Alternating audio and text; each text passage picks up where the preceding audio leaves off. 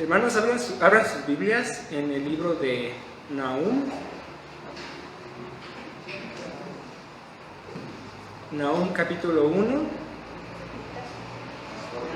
Sí, Nahum capítulo 1, del 1 al 11. Nahum 1, del 1 al 11.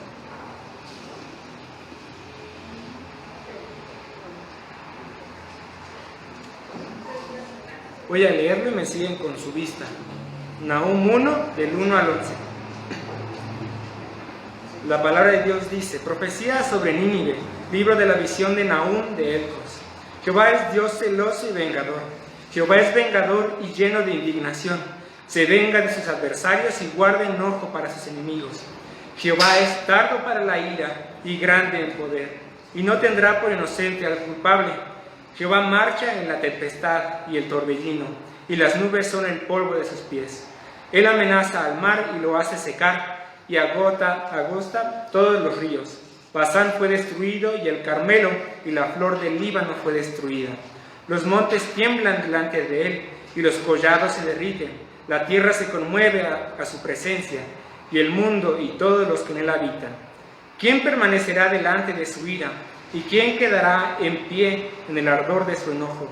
Su ira se derrama como fuego, y por él se hienden las peñas. Jehová es bueno, fortaleza en el día de la angustia, y conoce a los que en él confían. Mas con inundación impetuosa consumirá a sus adversarios, y tinieblas perseguirán a sus enemigos. ¿Qué pensáis contra Jehová? Él hará consumación, no tomará venganza 2 veces de sus enemigos. Aunque sean como espinos entretejidos y estén empapados en su embriaguez, serán consumidos como hojarasca completamente seca. De ti salió el que imaginó mal contra Jehová, un consejero perverso. Amén. En este pasaje quiero enfocarme en donde dice: Jehová es tardo para la ira y grande en poder. Si algunos de ustedes, hermanos, no sé si han leído varias veces en la Biblia ese pasaje que dice Jehová es tardo para la ira y grande en misericordia, aparece varias veces. Aparece como 5 o 6 veces en diferentes libros. ¿Saben quién fue la primera persona que la dijo? ¿Quién fue el primero que pronunció esas palabras? ¿Quién? No sé. Josué, no. David, no. Más antes, todavía antes. Job, no. Tan antes. Fue en el tiempo de Moisés, pero no fue Moisés quien lo dijo, fue Dios. Dios se glorificó a sí mismo. Vamos a orar. Bendito Padre Santo, te damos gracias, mi Dios, por este momento. Gracias, Padre, porque me permites estar aquí y compartir tu palabra. Gracias, Padre, porque nos revelaste tu palabra, nos revelaste tu voluntad, para que así pudiéramos seguirte en el tiempo que estamos aquí, y a través de ella poder entender el Evangelio por el cual somos salvos. Te pido, mi Dios, que tú abras nuestro entendimiento y abras nuestro corazón, abras su entendimiento para poder reconocer pues todo lo que tú revelas en tu palabra, todas las grandes verdades espirituales y en este mundo en el que estamos, y también nuestro corazón para que nos hinches ese ánimo de poder poner tu palabra en obra, de poder servirte, poder responder a lo que tú nos pides. Todo esto te lo pido, mi Dios, en el nombre de Jesús. Amén. Puedes sentarnos. Y regresando, este pasaje que dice Jehová, tardo para la ira y grande en misericordia, lo dice Él. Él se glorifica a sí mismo. Vamos a ese pasaje, está en Éxodo 34, del 5 al 9. Éxodo 34, del 5 al 9. Voy a leer, me siguen con su vista. Éxodo 34, 5 al 9. Y Jehová descendió en la nube y estuvo ahí con él, proclamando el nombre de Jehová. Ahí podría parecer todavía que pues puede ser Moisés, ¿no? Pero después dice: y pasando Jehová por delante de él, proclamó. También, todavía hay algo de ambigüedad en ese texto.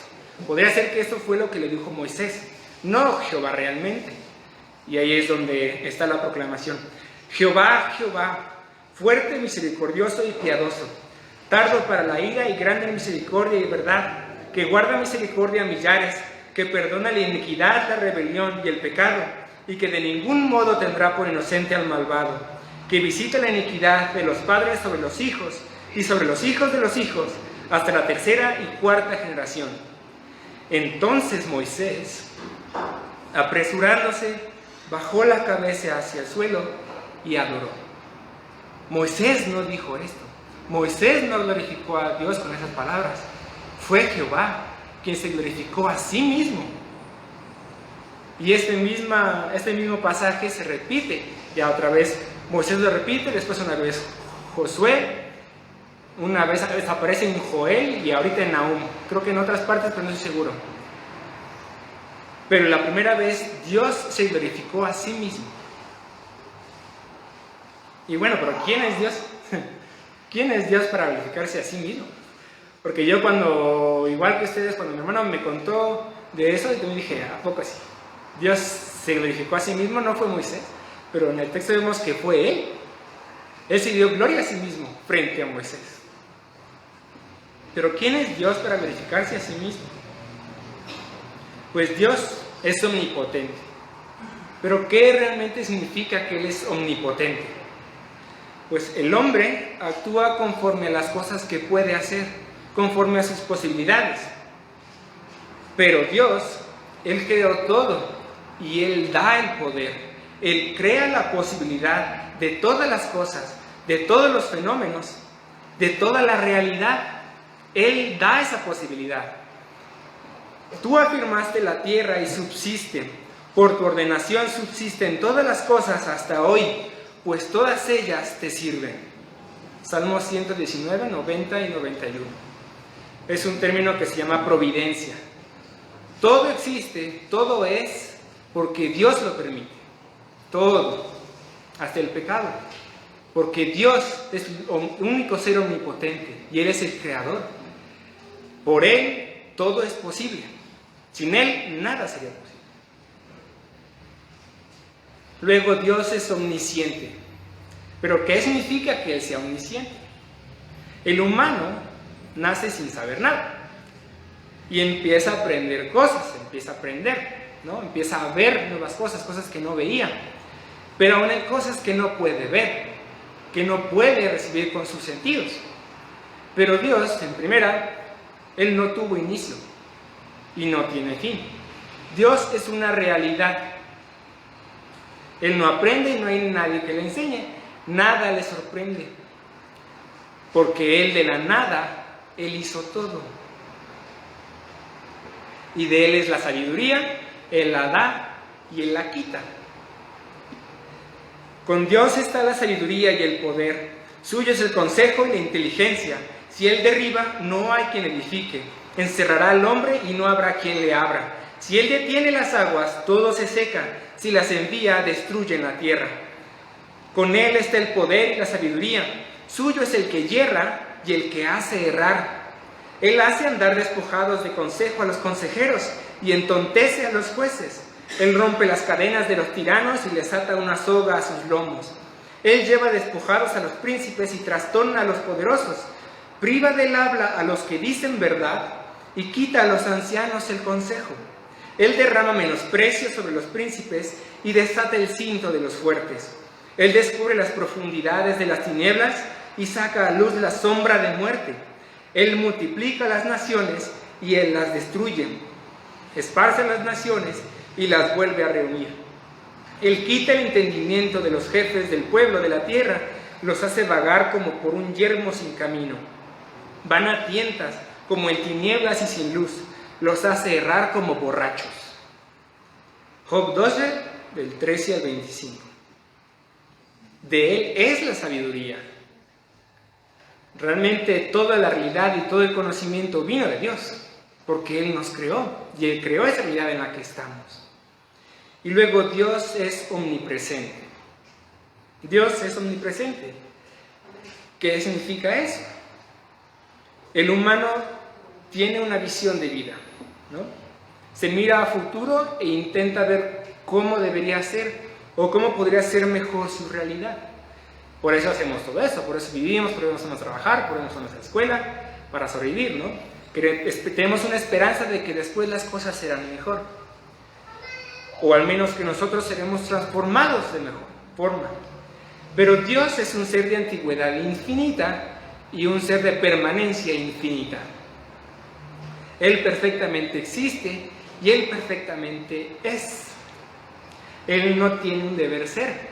No solo no lo tiene, sino que Él impone su deber ser a todo ser humano. Su magno propósito es que todos lleguen a tener la imagen de su Hijo Jesús, para gloria suya. Él es la imagen del Dios invisible, el primogénito de toda creación, porque en Él fueron creadas todas las cosas, las que hay en los cielos y las que hay en la tierra, visibles e invisibles, sean tronos, dominios, sean principados, sean potestades, todo fue creado por medio de Él y para Él. Y Él es antes de todas las cosas, y todas las cosas en Él subsisten. Y Él es la cabeza del cuerpo que es la iglesia, Él que es el principio, el primogénito de entre los muertos, para que en todo tenga preeminencia. Por cuanto agradó al Padre que en Él habitase toda plenitud, y por medio de Él reconciliar consigo todas las cosas, así las que están en la tierra como las que están en los cielos, haciendo paz mediante la sangre de su cruz. Eso fue Colosenses 1 del 15 al 20. Tengo el otro pasaje. Y Él mismo constituyó a unos apóstoles, a otros profetas, a otros evangelistas, a otros pastores y maestros, a fin de perfeccionar a los santos para la obra del ministerio, para la edificación del cuerpo de Cristo, hasta que todos lleguemos a la unidad de la fe, del conocimiento del Hijo de Dios, a un varón perfecto, a la medida de la estatura de la plenitud de Cristo.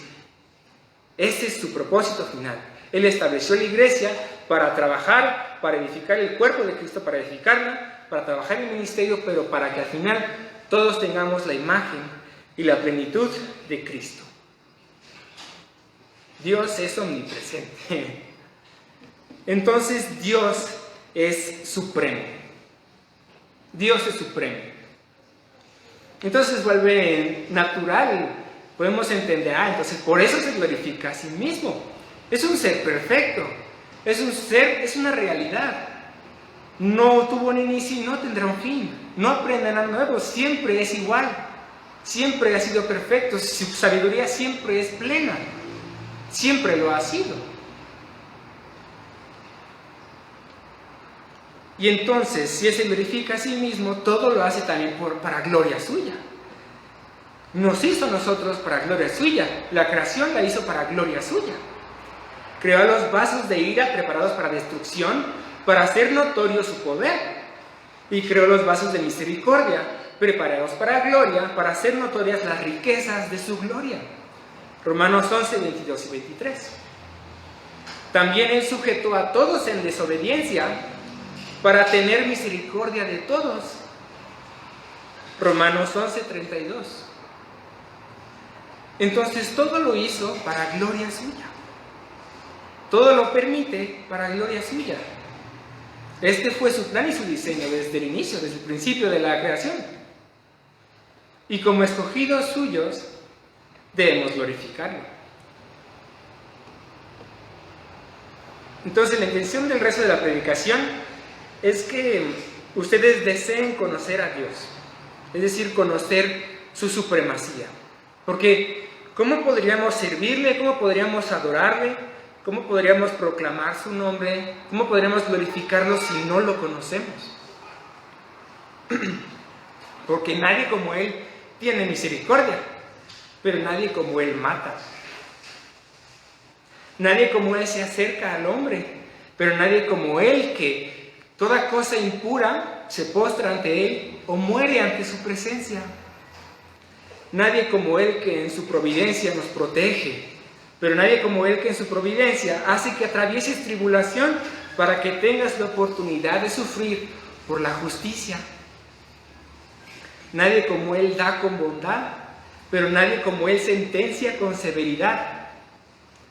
Nadie como Él ama en la consolación y nadie como Él ama en el castigo. Y nadie como Él salva y nadie como Él condena. Ese es Dios, no hay ningún otro.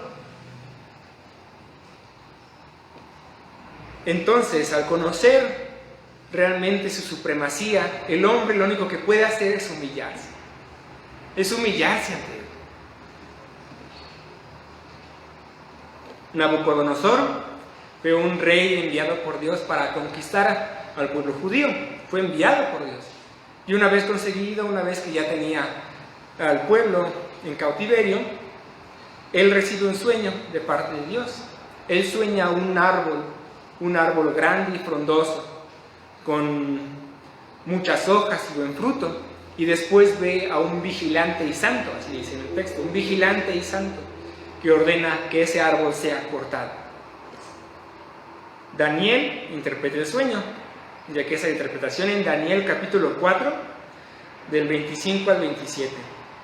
Daniel 4, del 25 al 27, si quieren leerlo.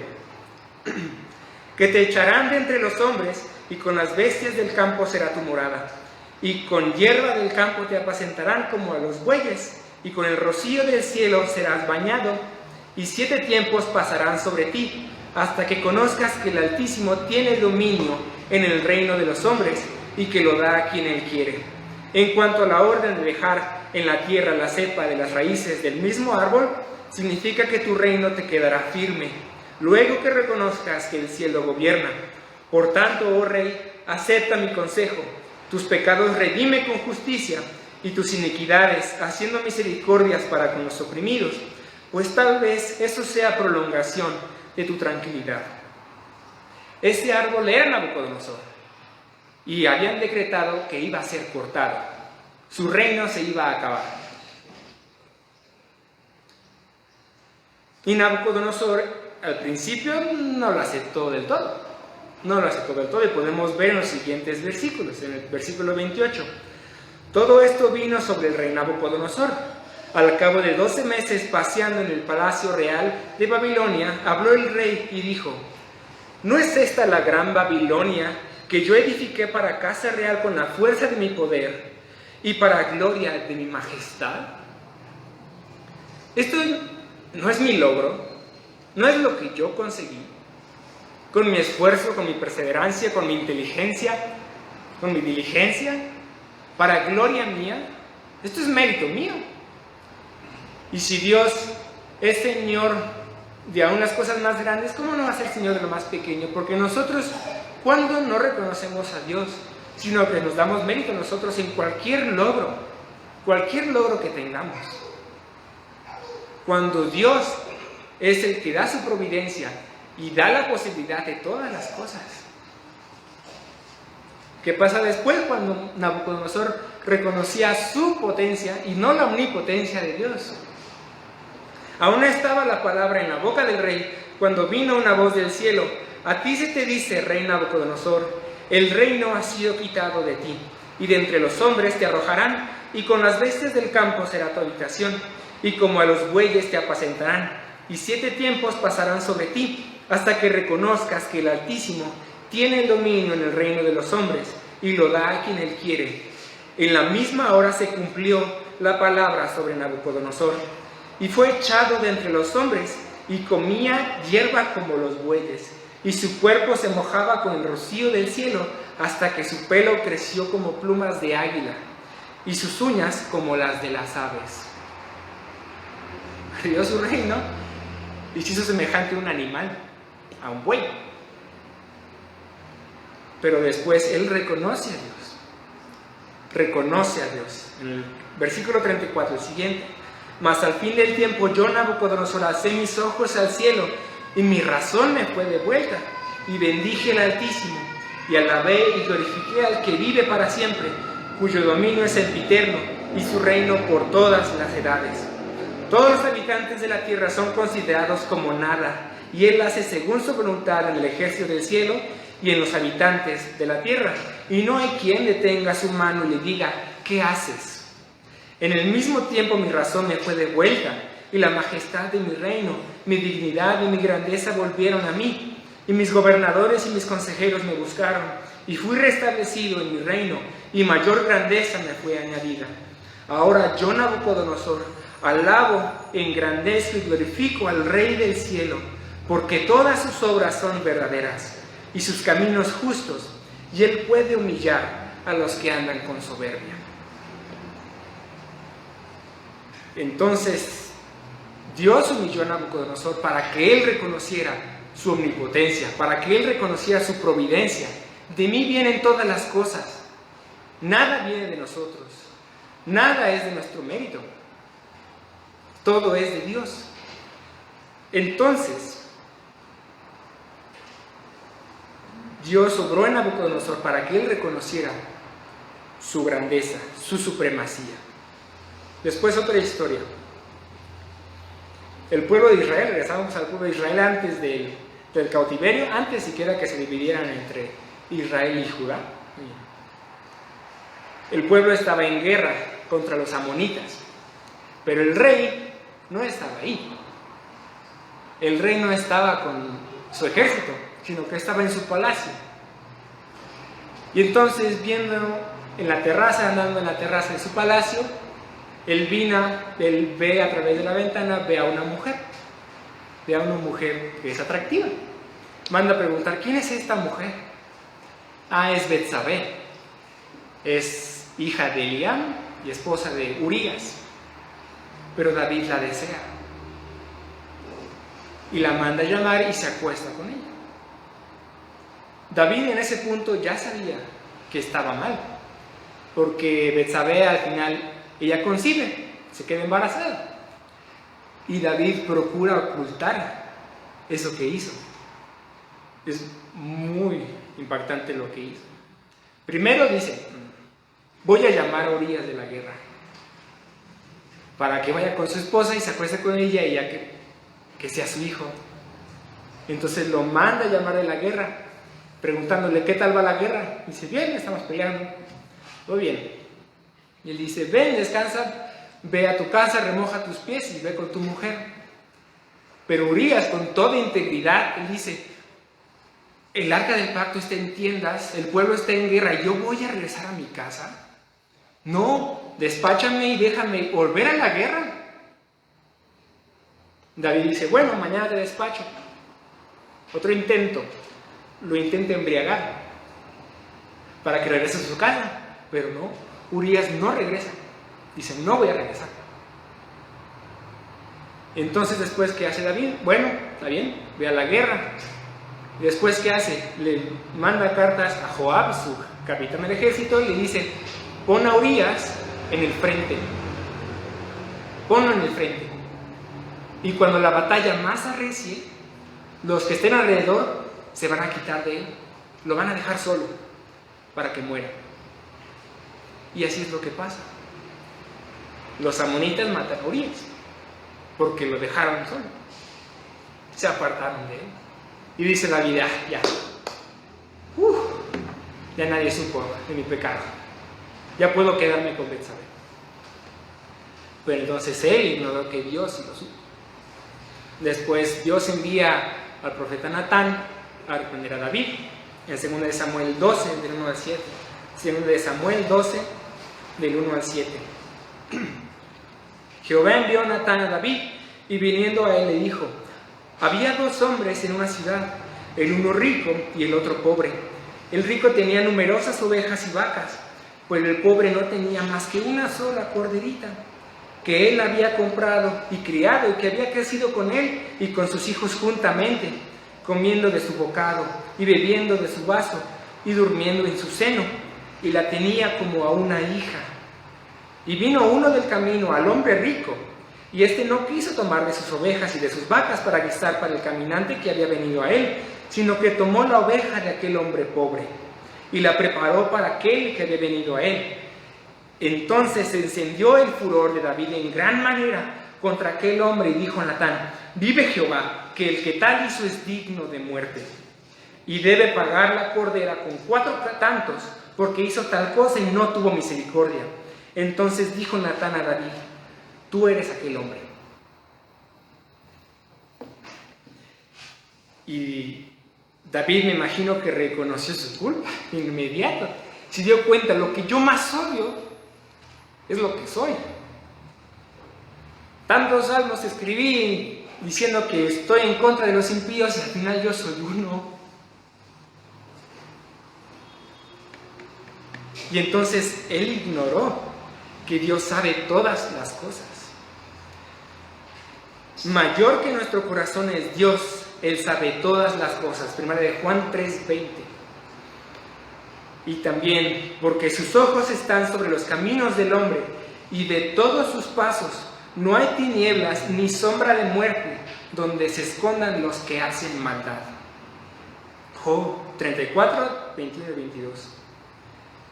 Él había ignorado eso, que Dios lo sabe todo.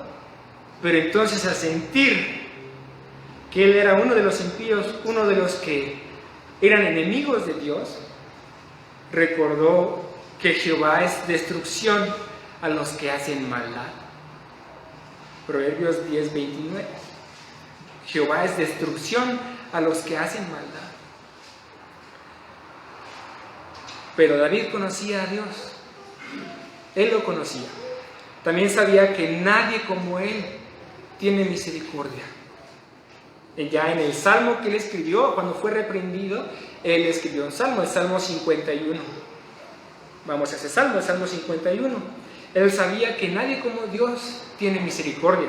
Ten piedad de mí, oh Dios, conforme a tu misericordia, conforme a la multitud de tus piedades, borra mis rebeliones. Que nadie como Dios limpia el pecado. Lávame más y más de mi maldad y límpiame de mi pecado. Nadie como Él ve las tinieblas de nuestro corazón. Porque yo reconozco mis rebeliones y mi pecado está siempre delante de mí. También reconocía que Dios es justo y Él en su soberanía como el Señor y Creador del todo, cualquier pecado se vuelve contra Él. El versículo 4, contra ti solo he pecado y he hecho lo malo delante de tus ojos, para que seas reconocido justo en tu palabra y tenido por puro en tu juicio. Y sabía que nadie como Él puede restaurar. En el versículo 10, crea en mí, oh Dios, un corazón limpio y renueva un espíritu recto dentro de mí. No me eches de delante de ti y no quites de mí tu Santo Espíritu. Vuélveme el gozo de tu salvación y espíritu noble me sustente. Entonces David conocía a Dios. Y entonces, porque él conocía su juicio, su justicia y su severidad, que él es enemigo, él es destrucción del impío, pero también conocía su misericordia, su paciencia y también su poder de restaurar y darle un nuevo corazón. Conociéndolo, por eso él se acercó. Si no reconociera su justicia y su juicio, su soberanía o su omnisciencia, ni se habría acercado. Ya pequé. Natán, ¿qué estás diciendo? Como cualquier otro rey que no reconocía las advertencias de los profetas. Pero él conocía a Dios. Y también porque él conocía que Él es misericordioso, que Él es tardo para la ira y grande en misericordia. Por eso se acercó también. David conocía a Dios, conocía su supremacía, que nadie como Él es justo y nadie como Él perdona.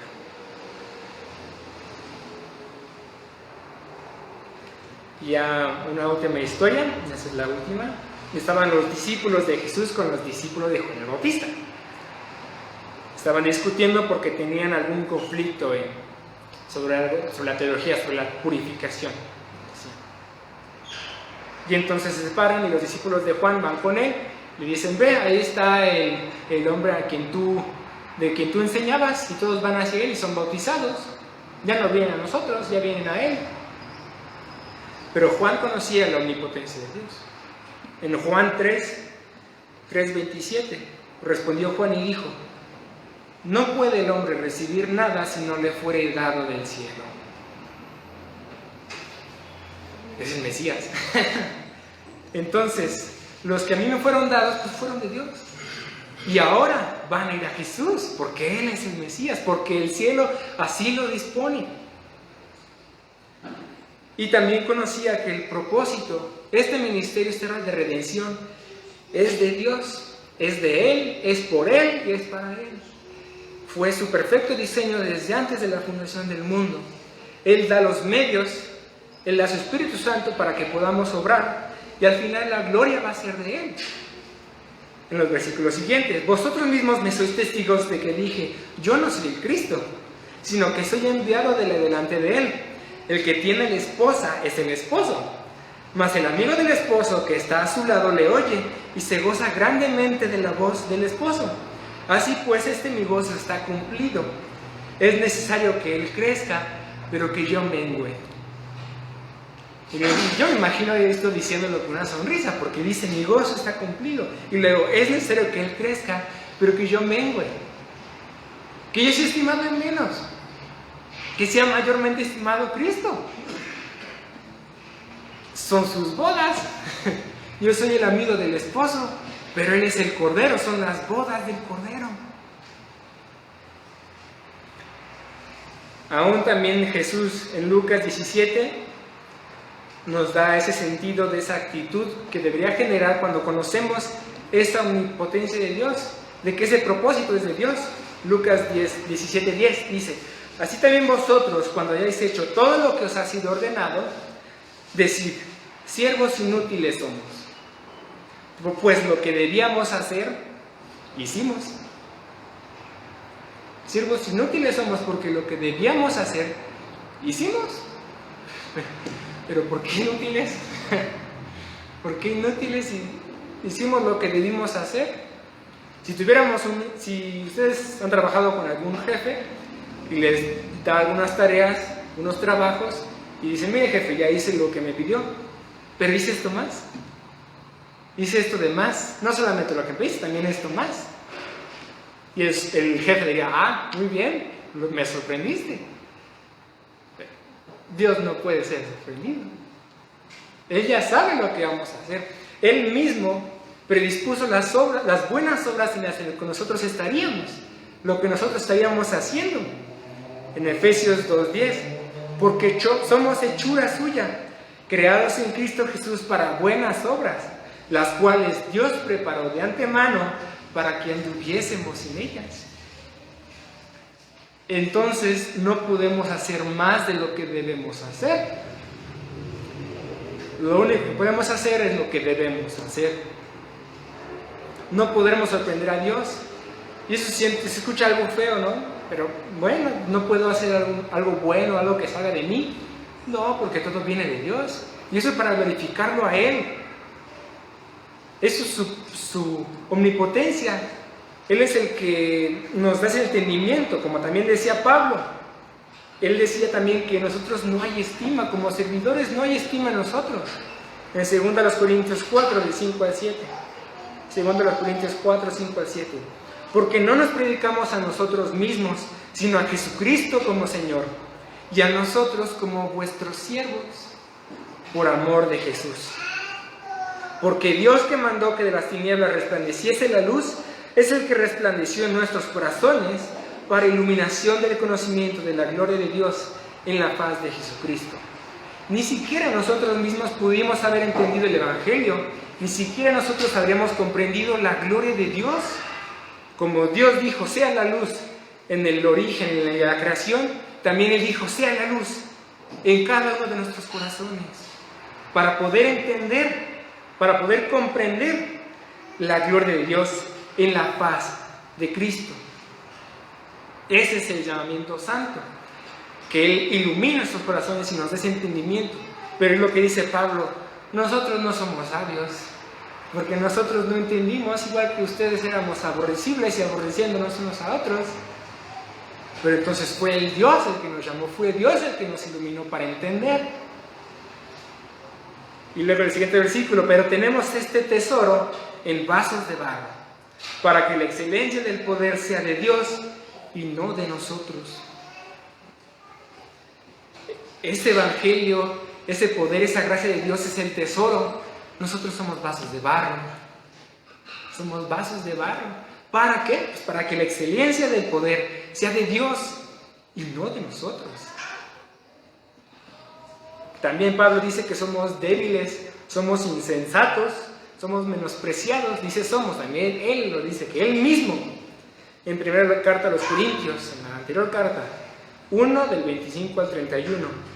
Porque lo insensato de Dios es más sabio que los hombres, y lo débil de Dios es más fuerte que los hombres. Aquí hay que preguntarnos, ¿a poco hay algo insensato en Dios? ¿O algo débil en Dios? No, se refiere a nosotros. Se refiere a nosotros. Pues mirad, hermanos, vuestra vocación, que no sois muchos sabios según la carne, ni muchos poderosos, ni muchos nobles, sino que lo necio del mundo escogió Dios para avergonzar a los sabios. Y lo débil del mundo escogió Dios para avergonzar a lo fuerte. Y lo vil del mundo y lo menospreciado escogió Dios, y lo que no es, para deshacer lo que es, a fin de que nadie se jacte en su presencia. Nadie diga, yo obré. Nadie diga, yo entendí. Nadie diga, yo lo convertí. No. Todos somos necios, somos insensatos, somos menospreciados. Pero para gloria de Dios. Cambia mucho la forma en que vemos nuestra vida cristiana, en que realmente nosotros no hay estima. Muchas veces constantemente decimos que Dios nos ama y Dios nos estima, pues porque Dios es omnipotente, porque Él obra en nosotros, porque Él cambia nuestra vida y nuestro corazón. Si Él no hiciera eso, en el mismo estándar que Él puso en su Hijo, seríamos despreciables, seguiríamos siendo sus enemigos. Él seguiría siendo nuestra destrucción. Pero entonces, ¿qué dice después? Mas por Él estáis vosotros en Cristo Jesús. Este versículo, escúchenlo atentamente, es por Él. Mas por Él estáis vosotros en Cristo Jesús, el cual nos ha sido hecho por Dios sabiduría, justificación, santificación y redención. Para que, como está escrito, el que se gloríese en el Señor. Aún en esta hora de redención, aún en el pecado, aún en nuestros asuntos del mundo, también asuntos en los que tiene que ver nuestra vida cristiana, Dios es supremo. Dios es supremo. Y Pablo reconocía también esto. Él conocía a Dios. Este fue su plan eterno. Este fue su plan desde el inicio. Nosotros fuimos hechos para su gloria. Entonces, conocía su supremacía y se humillaba. Y yo me imagino que igual con gozo se humillaba. Porque entre más humillado esté, más glorificado sea Cristo. Entre más reconozca qué tan débil, qué tan impotente soy, más reconoceré la potencia de Cristo. Entre más reconozca tanto pecado, tanta inmundicia que hay en mí, tanta infidelidad y rebeldía que hay en mí, reconoceré más la misericordia y la bondad de Dios en mí. Entre más reconozca la incapacidad y la poca sabiduría y la poca sagacidad y poder de yo poder servir aquí en la iglesia, de proclamar a otros, más reconoceré la obra y el poder de Dios en mí. Por eso dice, me voy a gozar en mis tribulaciones, porque si lo logro, pues fue el logro de Dios. Entonces estos son uno de los personajes que conocían esa supremacía, y todavía hay más de la supremacía de Dios. Nadie como Él consuela, nadie como Él también es bello, nadie como Él es bello, nadie como Él, Él va por la oveja descarriada, nadie como Él.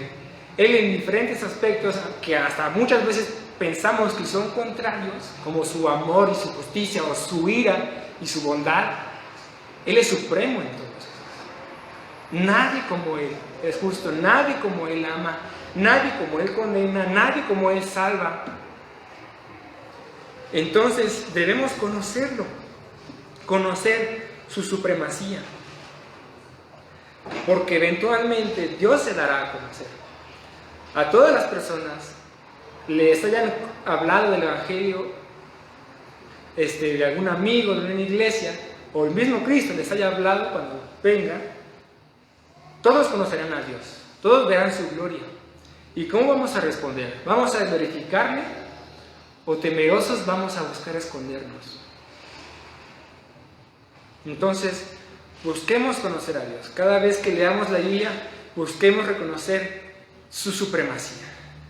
¿En qué Dios es supremo? En esta palabra que nos reveló.